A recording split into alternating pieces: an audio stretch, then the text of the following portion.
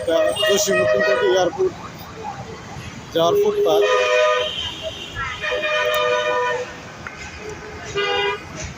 সাধারণত জসীমউদ্দিন থেকে airport রাস্তাটুকু jam লেগেই থাকে, বিশেষ করে ঢাকায় ঢুকতে যে গাড়িগুলো যায় এখান থেকে জ্যামটা মূলত শুরু হয়। বন্ধু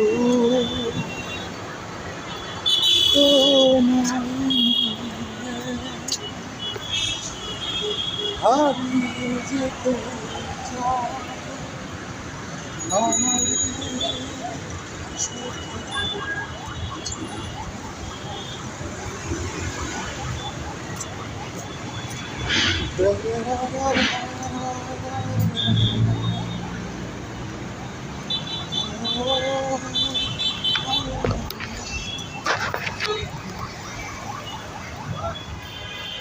মানুষ কত ভাবে কত জায়গায় যায়, এমনি হরণ অপ্রয়োজনীয় হরণ।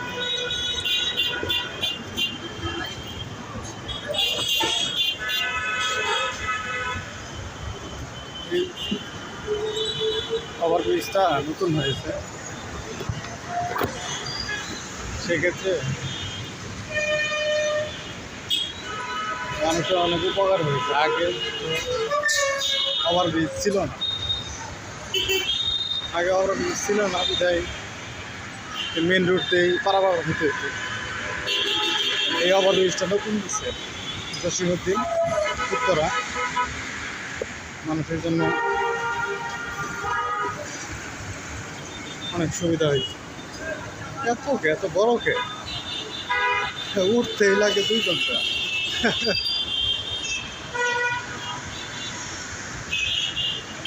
তবে এই ওভারব্রিজটা অনেক কাজে দিচ্ছে।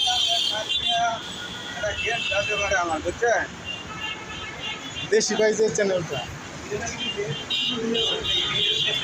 থেকে নিয়মিত ভিডিও আপলোড করা হবে, আপনারা সাথেই থাকবেন যাতে পরবর্তী ভিডিওগুলো আপনারা